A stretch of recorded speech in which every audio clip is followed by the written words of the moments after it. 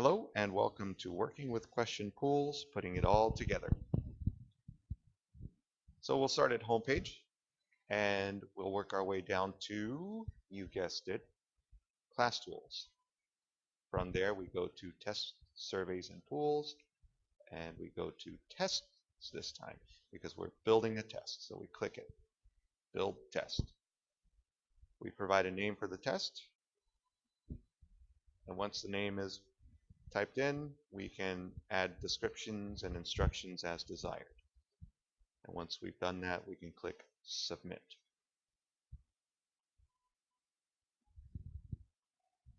We have no questions yet in this sample test for Unit 1. So we can create questions, but rather we can reuse questions because we have pools.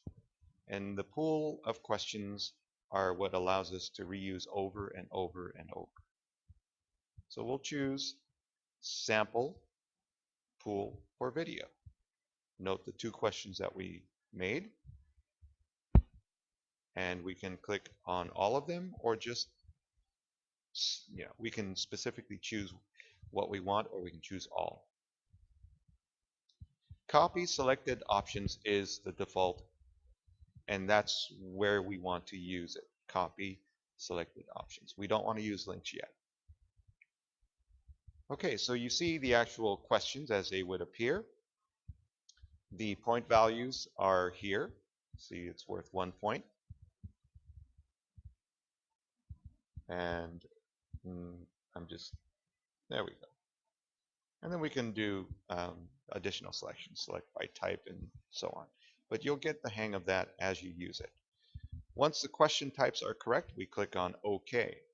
And you'll note that the test is not yet deployed.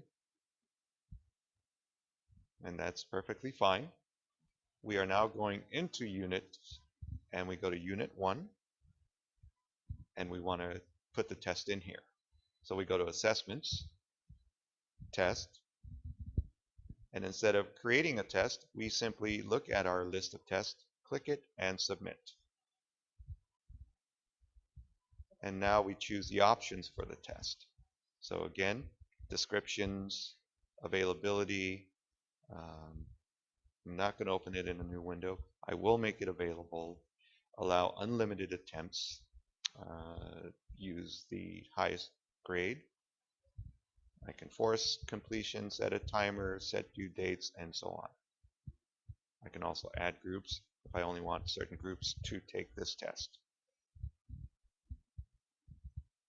And self-assessment options, if I want them just to use this to prepare for finals, I can set it on don't include in the grade center. Okay. And these are feedback options.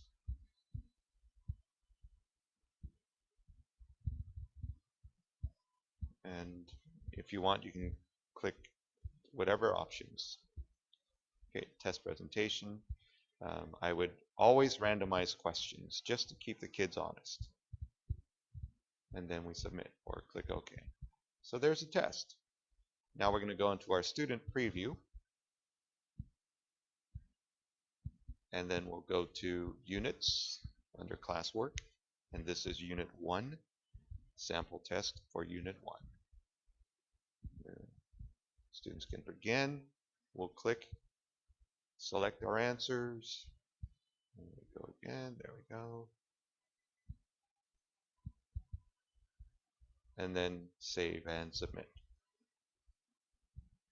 Okay. All right. So it says that you submitted it. Click on OK to find the results. And I got 1.3333 out of 2. There are my questions.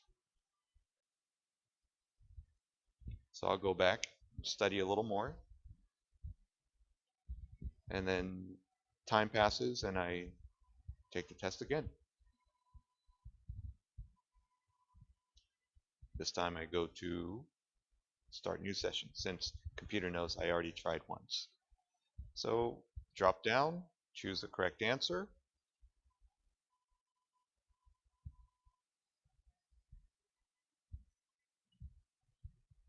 Click on the image area that represents the correct answer and submit.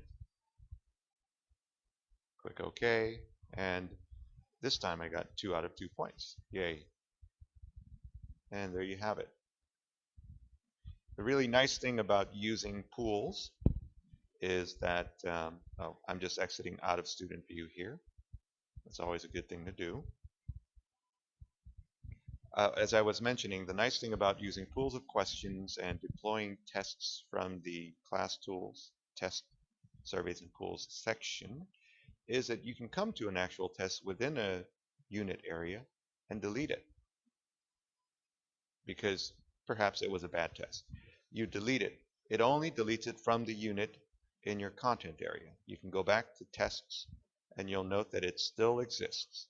It's not deployed because you no longer have it in the unit area. And further, within your pools, all the questions and the pools of questions still exist. And you can reuse them in any combination that pleases you. So there you have it. A little bit of putting all the previous 3 videos together into using a pool of test questions to create a test, deploying the test, and if needed, deleting the test without affecting your pool of questions at all. I thank you for watching and hope that the video has been helpful.